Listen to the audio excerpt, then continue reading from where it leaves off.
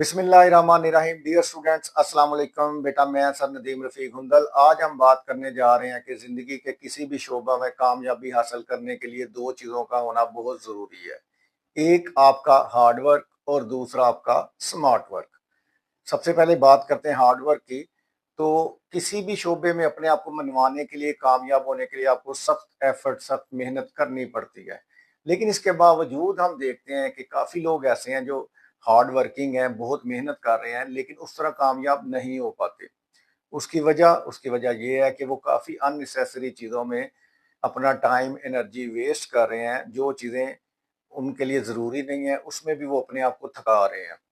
उसके बाद smart work की बात करें तो हम अपने इर्द गिर्द काफ़ी लोग देखते हैं जो शॉर्टकट के चक्कर में, बिल्कुल स्मार्ट वर्क के चक्कर में कामयाब होना चाहते हैं, लेकिन वो भी नहीं हो पाते। उसकी रीज़न ये है कि काफ़ी ऐसी चीज़ें जो कामयाबी के लिए ज़रूरी हैं, वो उसको इग्नोर कर जाते हैं। तो वो लोग ज़रूर कामयाब होते हैं जो स्मार्ट तरीके से अपना हार्ड वर्क करते हैं।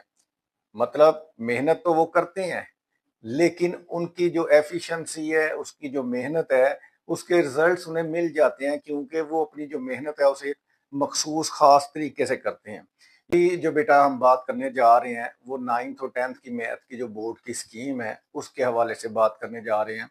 अगर हम इससे पहली स्कीम देखें तो वहाँ पे जिन बच्चों को ये पता है कि अगर वो सिर्फ एमसीक्यूज, डेफिनेशन और थ्योरम को अच्छे तरीके से कर लेते हैं तो उनको बोर्ड का जो पेपर है उसे पास होने में कोई मसला नहीं होगा। काफ़ी ऐसे बच्चे जिनका मैथ्स अच्छा नहीं है और मैथ जो एज अ सब्जेक्ट उन्हें बहुत डिफ़िकल्ट लगता है, वो बच्चे भी क्या करते थे कि एक्सरसाइज के एमसीक्यूज, डेफिनेशन चैप्टर्स की और जो थ्योरम का एक चैप्टर है उसे बड़े अच्छा तैयार करते थे, साथ कुछ क्वेश्चन कर जाते थे, तो वो भी 75 में से 60-50 के राउंड अबाउट मार्क्स ले लेते थे।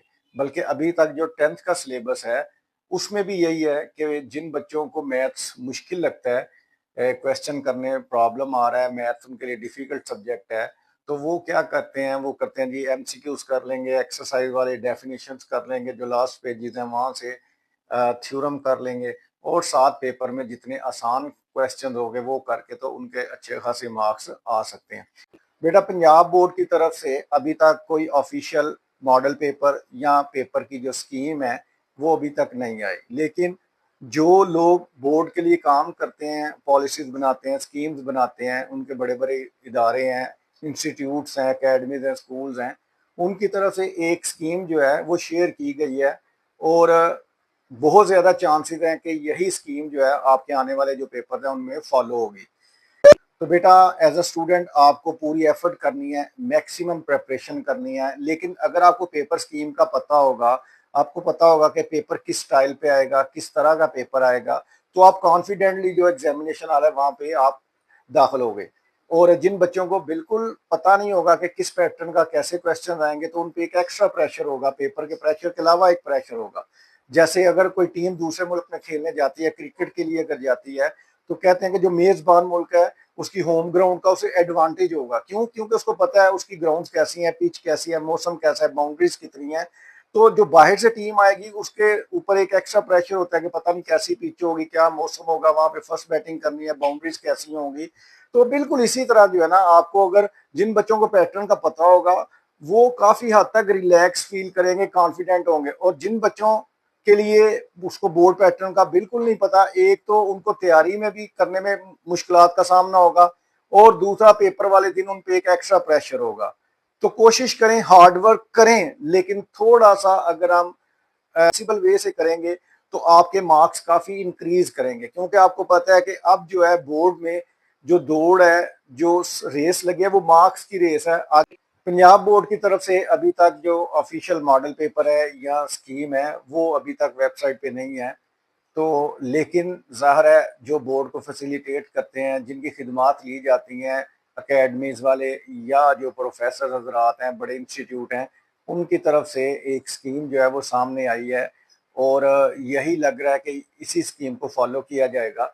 उस स्कीम में बेटा जब हम एमसीक्यूज की बात करेंगे, क्वेश्चन नंबर 1, तो जो 15 एमसीक्यूज हैं उनकी तरतीब कुछ ऐसे होगी कि चैप्टर नंबर 1 से 2 एमसीक्यूज है, चैप्टर नंबर 2 से 1 एमसीक्यू है, चैप्टर 3 से 2 हैं, चैप्टर 4 से 1 एमसीक्यू है, चैप्टर 5 से 2 एमसीक्यूज हैं, चैप्टर 6 से एक एमसीक्यू पेपर में शामिल किया जाएगा। इसी तरह चैप्टर 7 से एक एमसीक्यूज आएगा, 8 से एक एमसीक्यू आएगा, 9 से कोई नहीं है, 10 से एक एमसीक्यू, 11 से एक, 12 से कोई एमसीक्यू पेपर में शामिल नहीं होगा और चैप्टर 13 से 2 एमसीक्यू पेपर में आएंगे। तो इस तरह हमारे पास जो टोटल एमसीक्यूज आ जाएंगे वो 15 एमसीक्यूज होंगे, 15 नंबर। तो क्वेश्चन नंबर 1 बेटा हमारा एमसीक्यूज का आ गया, जिसमें 15 एमसीक्यूज होंगे 15 नंबर के। उसके बाद जो क्वेश्चन नंबर 2 है शॉर्ट क्वेश्चंस का, उसमें हमारे पास 4 चैप्टर्स हैं। क्वेश्चन नंबर 2 में चैप्टर नंबर 1 आ जाएगा, चैप्टर 2, चैप्टर 3 और चैप्टर 4। चैप्टर नंबर 1 जो है वहां से 2 शॉर्ट क्वेश्चन शामिल किए जाएंगे, क्वेश्चन 2 से भी 2 शॉर्ट, चैप्टर नंबर 2 से भी 2 शॉर्ट क्वेश्चन, चैप्टर 3 से 2 शॉर्ट क्वेश्चन और चैप्टर 4 से 3 शॉर्ट क्वेश्चन। तो इस तरह कुल मिला के एक जो शॉर्ट क्वेश्चन क्वेश्चन नंबर 2 है, 9 शॉर्ट क्वेश्चंस में से आपने 6 शॉर्ट क्वेश्चंस अटेम्प्ट करने हैं। उसके बाद क्वेश्चन नंबर 2 के बाद आएगा क्वेश्चन नंबर 3, वो भी आपका शॉर्ट क्वेश्चंस का होगा और उसमें हमारे चैप्टर्स चैप्टर नंबर 5, 6, 7 और 8 ये 3 चैप्टर्स शामिल होंगे। यहाँ पे चैप्टर नंबर 5 से एक शॉर्ट, चैप्टर नंबर 6 से 4 शॉर्ट आएंगे, चैप्टर 7 से 2, चैप्टर 8 से 2। तो इस तरह जो क्वेश्चन नंबर 3 है शॉर्ट क्वेश्चन का, वहां पे भी टोटल आपके पास 9 शॉर्ट क्वेश्चन है, जिसमें से आपने 6 शॉर्ट क्वेश्चन अटेम्प्ट करने। अब बेटा हमारे पास जो शॉर्ट क्वेश्चन का तीसरा पोर्शन है, उसके लिए बनेगा क्वेश्चन नंबर 4 और उसमें हमारे पास चैप्टर नंबर 9, 10, 11, 12 और 13, मतलब चैप्टर 9 से 13 तक शॉर्ट क्वेश्चंस का जो तीसरा पोर्शन है वो होगा हमारा। अब चैप्टर नंबर 9 से 2 शॉर्ट क्वेश्चन शामिल किए जाएंगे, 10 से एक, 11 से 2, 12 से 2 और 13 से 2 शॉर्ट क्वेश्चन। तो इस तरह इस पोर्शन में भी हमारे पास 9 शॉर्ट क्वेश्चन होंगे, जिसमें से हमने 6 करने हैं। तो इसका मतलब है कि शॉर्ट क्वेश्चंस के हमारे पास टोटल जो है 3 पोर्शन होंगे, उसमें 27 शॉर्ट क्वेश्चन आएंगे, जिसमें से हमने हर पोर्शन से 6 शॉर्ट क्वेश्चन अटेम्प्ट करने हैं, मतलब 18 शॉर्ट क्वेश्चन को हमने अटेम्प्ट करना है।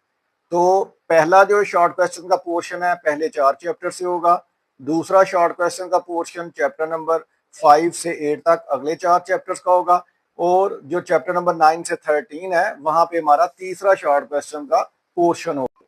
अब बेटा हम आते हैं लॉन्ग क्वेश्चन की तरफ। लॉन्ग क्वेश्चन में क्वेश्चन नंबर 5, 6, 7, 8 और 9, टोटल 5 लॉन्ग क्वेश्चन होंगे, हर एक के 2 पार्ट हैं। तो उनमें से हमने टोटल 3 लॉन्ग क्वेश्चन अटेम्प्ट करने हैं ए बी पार्ट के साथ।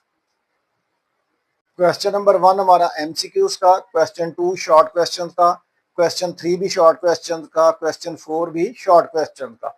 अब बारी आती है क्वेश्चन नंबर 5, ये लॉन्ग क्वेश्चन होगा। ये चैप्टर नंबर 1 से ए पार्ट और चैप्टर 2 से बी पार्ट आएगा, 4 नंबर के होंगे तो 8 नंबर का लॉन्ग बनेगा।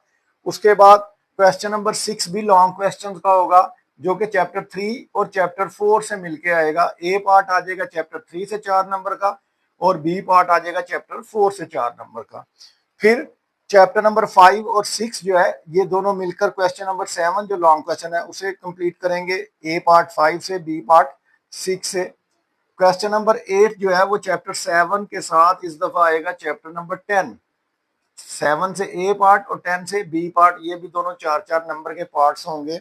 और लास्ट जो लॉन्ग क्वेश्चन होगा वो चैप्टर 11 और 12 से ए और बी पार्ट के साथ आएगा।